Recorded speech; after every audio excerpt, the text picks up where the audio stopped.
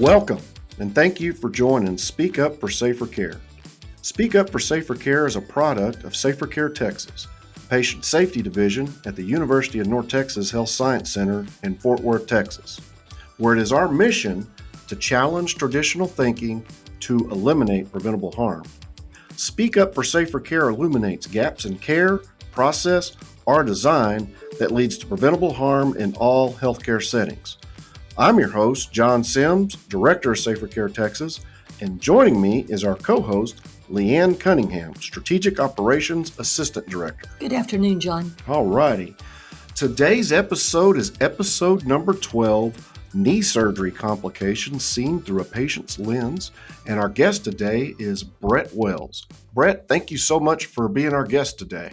Thank you for having me. Can you take us just briefly through your professional background? I spent many years in North Texas as a police officer, and after about 14, almost 15 years of being a police officer, I decided to switch courses, and I started working and got into government contracting overseas in Iraq and Afghanistan. Wow. So sounds pretty physical. Is that fair to say? Extremely physical. Okay. So my next question, if you can elaborate a little bit, is tell us about the events that led to you and your doctor's decision for you to have a bilateral knee replacement surgery. And to clarify, you did do both at the same time. Is that correct? Or was it one at a time? I did both knees several times, had TKRs on both knees several times due to, and we'll go into it later, multiple staph infections and then an allergy to the knee replacements themselves. And Brett, just for clarification, you said TKR, that's total knee replacement. Total knee replacement, yes, ma'am. Perfect. I was injured in Afghanistan in March 9th of 2010. I was teaching a live fire training personal security detail course, which involved us using live ammunition, doing bounding drills while we're doing live fires, throwing grenades, that type of thing, smoke grenades, flashbangs, and had a student who actually decided he was going to try to shoot me as he was turning and running. And I had to grab his weapon and I threw him to the ground, and I was in full kit. What I mean by kit was tactical kit, helmet, bulletproof vest, ceramic plates, all my ammunition, which weighed approximately about 92 pounds is what my vest and everything weighed when I was fully kitted out. When I threw him to the ground to not get shot, my left knee I just say it disintegrated. It just felt like it disintegrated. And I actually fell. Our range in Afghanistan was on a 12-degree incline on the mountainside. And on the right side of it ran a mountain ravine down past the range.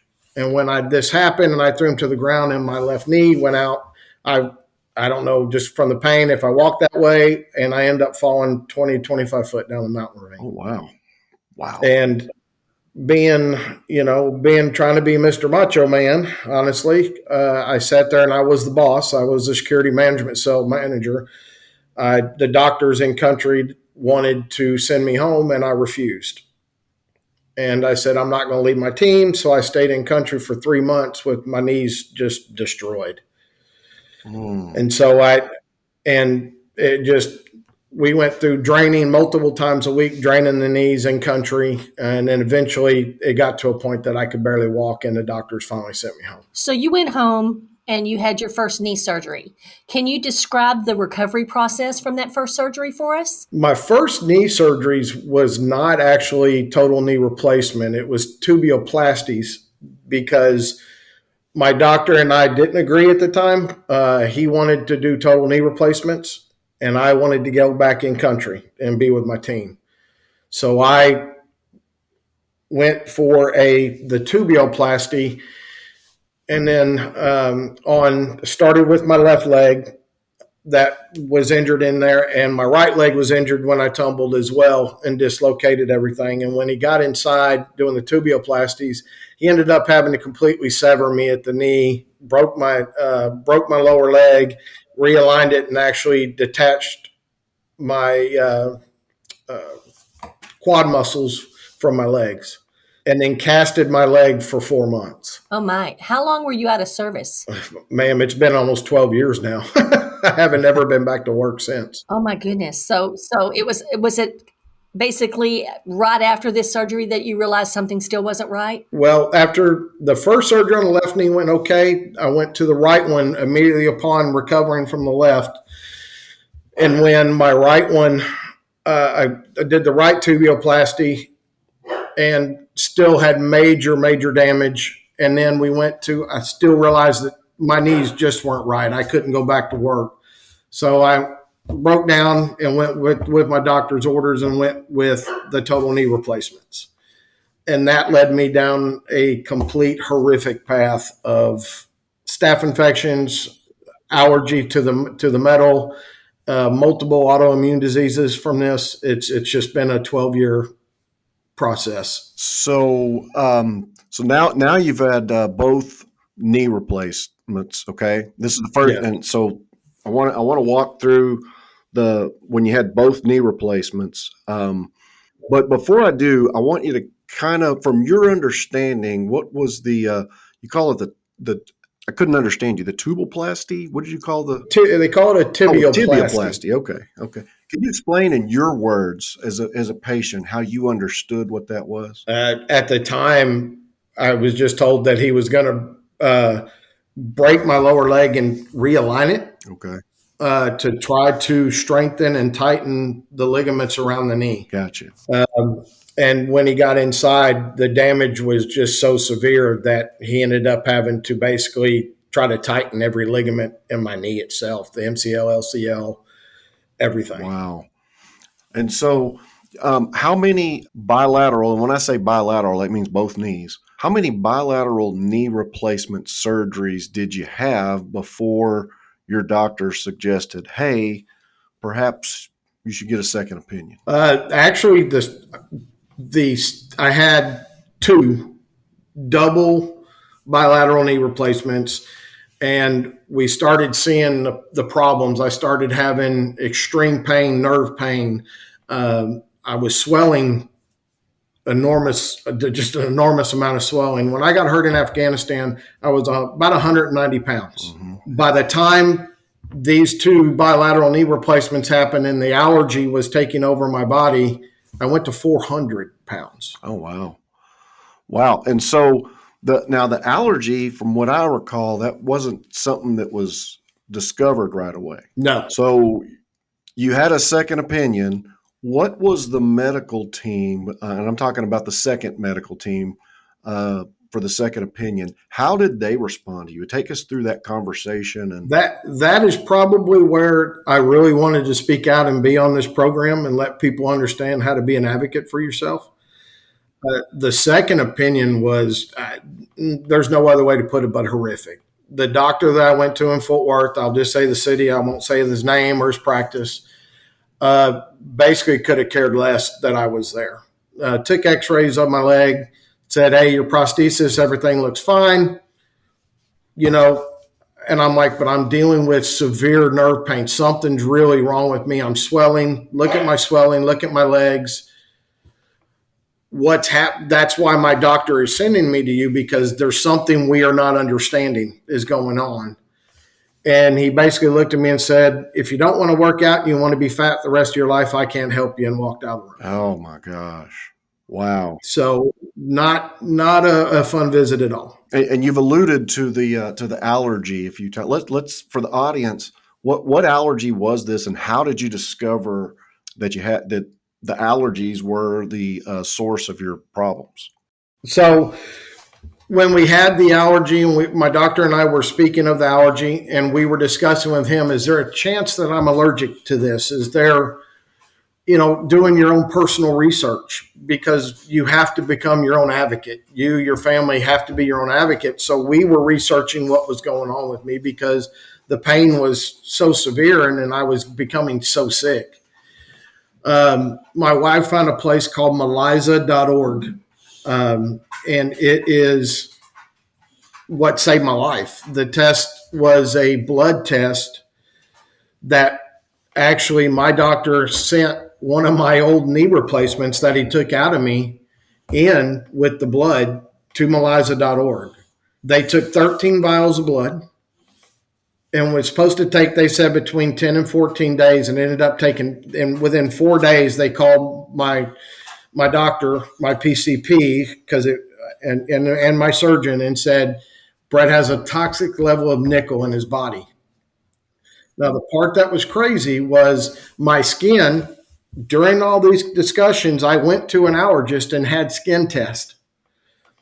My skin is not allergic to nickel, but my blood and my tissue Oh, are. I see. So does this allergy have a specific medical name, this condition? No, ma'am. It's just a nickel. I mean, it's referenced. They just reference it to as a nickel allergy. Yeah. So, and you had talked about having infections, and typically when something like this happens, the first thing that surgeons want to rule out is the infection from the prosthetic knee replacement. Yes. Right. Yes. And that was ruled out how many times? I've had more aspirations of my knees than I can count. I can't even tell you. We did it. It seemed like on a weekly, sometimes biweekly basis when we were going through this. Yeah. And so, if the prosthetic leg is not, or the prosthetic knee replacements are not infected, now what? We still have the same symptoms, and it's obvious, Brett, that you just don't want to work out. You don't want to get up out of bed, and you just want to stay fat. So that's the problem now, right? Yeah, yeah, absolutely. And that was the second opinion. My doctor was more on the line of not sure, and I would like you to go to the Mayo Clinic. And at the time, I agreed. I mean, sure, I would want to go to anybody to try to figure out what was wrong with me. They put me in a hospital in Fort Worth for 9 days, and they ran every test possible on me. Mm-hmm. Nuclear dye test. They put scopes down my throat. Scopes. They put scopes everywhere. I'll just say that. When the nuclear dye test came back, my entire body from my head to my toe was inflamed. The entire there was probably 99% of my body was inflamed. And I don't mean a little bit, I'm talking severe inflammation. That test is what made my doctor go, okay, it's time to send you to Mayo Clinic. Something's going on. We don't understand it. Your skin allergy is not correct. It's all the second opinion guy, basically, I told you how he treated me, wasn't going to go with it.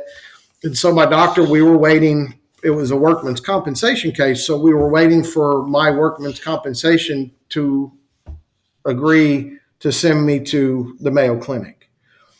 Well, during that time, I finally stepped up. I was dying. There's no other way to say it. I was dying. I was sleeping 21 to 22 hours a day.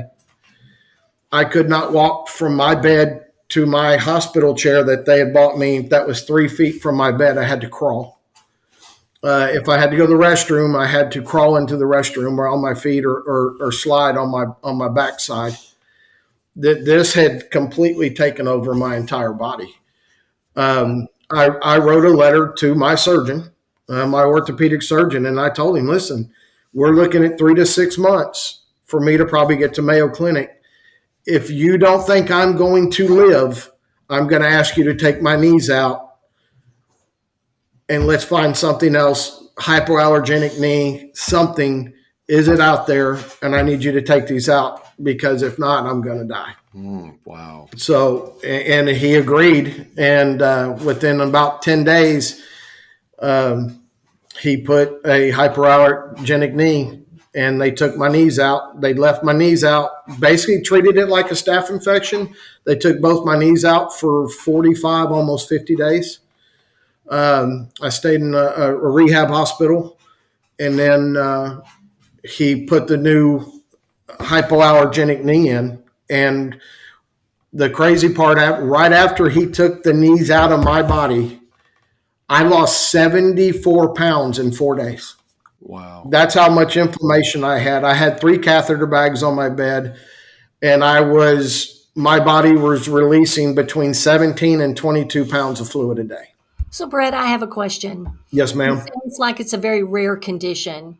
What do you think could have been done differently? Honestly, I would love to see metal allergy testing in the beginning. Doctors, and even in my case, they flat out asked me, "Hey, are you allergic to anything? Have you ever been allergic to nickel growing up and clothes?" Well, no, I hadn't been. And in being tested, it didn't show up that way either. It did not show up. No. So tell me, who do you feel should have spoke up for you? Me, definitely always be your prime advocate for yourself, and then my orthopedic surgeon. Trying to get him to believe and understand that this is a severe case and something is truly wrong. And then two, the second opinion should never have treated me the way I was treated. Doctors in general need to listen. This is something I've spoke to several doctors about. They need to listen better. They need to understand, because when you're a patient and you've gone through what I've gone through, I know what pain feels like. I can tell you the difference in my pain in my body right now today. And I could back then. When it's a severe case, and this sounds weird, but when you're dying. And I was dying, and I knew it. And so when you tell them that, and it's well, we don't know, and well, maybe we can look at Mayo Clinic, and he sent me to a second opinion, and that he tried his best, and I'm always grateful to him, and I still actually use him, and I'm actually getting ready to have surgery 39 on my right knee again. 39 surgeries? I've had 39 surgeries since June of 2010. This will be 39. I've had 38. I've had 29 on my leg. 30 on my legs and 8 on my back, whether it be pain pump, neural stimulators, that type of thing. So yeah, let's talk about because I was going to ask you about your, and I still do want to know a little bit more about your quality of life today. But I imagine that you were on some significant pain medications. At least I hope you were. If you were going through all this as you described, it sounds like it was extremely painful. Extremely. And when I had the allergy, actually the first 2 surgeries, the tubuoplasties, actually caused me to contract RSD. A lot of people know it now as CRPS.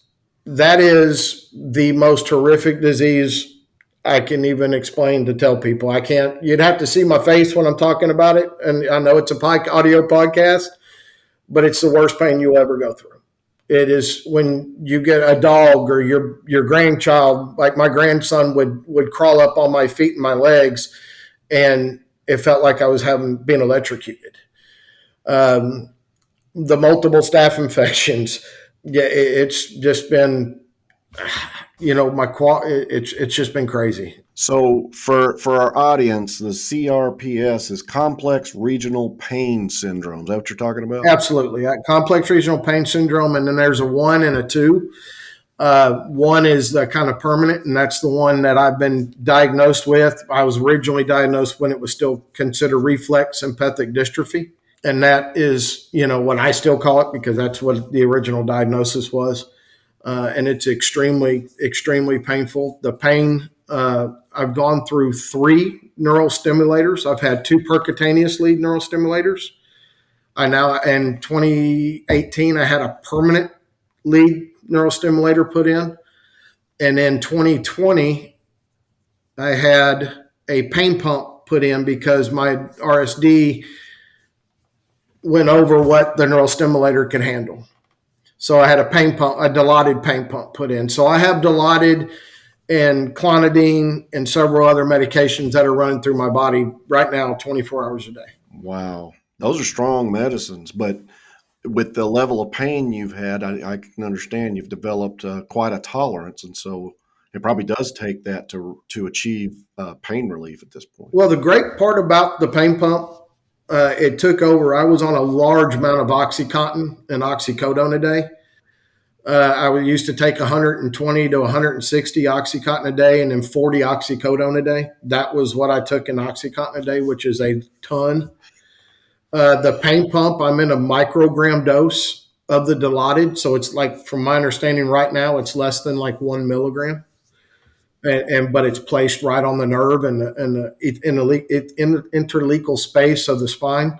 So it really helps. Honestly, without the pain pump, I would probably be crippled. So relief happens fast. Extremely, yes. Now there are days, and I won't say there are days. Every day is a painful day still. I have to bolus. I can bolus up to 4 times a day, and I still deal with pain every day. It's just not at the crippling stage. You talk about back issues. Are those attributed to your knees as well? Did the back come in addition because of, or is it in addition to? Yes. The back came kind of because after all the surgeries on the knees, my walking gait changed, and it caused a lot of problems in my back. Then you add the neurostimulators where they go into your spine, and then the pain pump. And now I have severe stenosis and arthritis in my spine because of it. Just the gift that keeps on giving. It's wonderful. So, Brett, we've touched on it and everything, and you've talked a whole lot because I want to know about your quality of life today, but more in terms of the things that physically that you're unable to participate in, that you're unable to do. I understand about the pain, and gosh, I'm sorry you're going through that. But what kind of physical limitations do you have now as a result of this? Doctors don't want me lifting over 20 pounds. This has basically caused me to lose everything I've loved to do in life. I was a very avid scuba diver. I've got over 1,400 log dives. I've been to 450 feet. I can no longer dive. My wife and I love to ride our Harley. I can no longer ride a motorcycle. This has caused me, the only thing now I can do is fish. I work in a wood shop, but quality of life compared to what it used to be is I would, if I'm on a 1 to 10 scale, I'm about a 5. I have days that I can't do anything. There are days that depression hits because I've lost everything. I've lost everything that I was able to do. And it's just been, it's been hard. And then to go 10 days ago, it was about 10 days ago, I found out that my body started taking the bone back in my right knee where my MCL connects. And so now I have to have another surgery and have a hinged knee put in eventually. And that's surgery 39, right? Yes, ma'am. I've had 5 total knee replacements on the right knee. I've had 4 to the left. I've had, if you add the tubuoplasties, I've had multiple arthroscopic surgeries in between all this to take hardware out. I've had 3 neurostimulators and a pain pump. So you did mention earlier that you were not able to go back into service for 12 years at least. Is that correct? Yeah, I have not worked. I've tried to work. I won't say I haven't been able to. I've tried to work and go to work part-time like at a business here where I live. But I physically can't do it. My body just won't handle it. So tell me, how do you spend your time today? What do you do? I have horses that I go out and I kind of train my horses. We have 8 dogs, as you can hear in the background sometimes. I was a canine officer, so I train dogs. And so I do that. And then I do woodworking, and I love to fish and hunt. And John knows that. That's right. Yeah, Brett has to ride around, though, in the cart, though, because of Hey. I can still shoot my cart. Well, it sounds like you've kind of earned the right to get to ride in the cart. Yes, absolutely. Well, Brett, I just want to say thank you for sharing your knowledge with us today. And I want to thank all of those who joined us for today's podcast. And I want to give a special shout out to our technical producer, Rob Upchurch, for getting our podcast up and running. Speak Up for SaferCare is a product of SaferCare Texas, the patient safety division at the Health Science Center in Fort Worth, Texas. And we are calling you to action. So speak up for SaferCare. If you're a healthcare worker, a counselor, a subject matter expert, a former patient, or a caregiver, and you have a patient safety story that you'd like to share, we invite you to be our guest. Please contact us through our website, safercaretexas.org. Also, follow us on Facebook, Twitter, Instagram, and LinkedIn at SaferCare Texas. We'll talk again next Wednesday. Thank you for listening, and remember, speak up for SaferCare.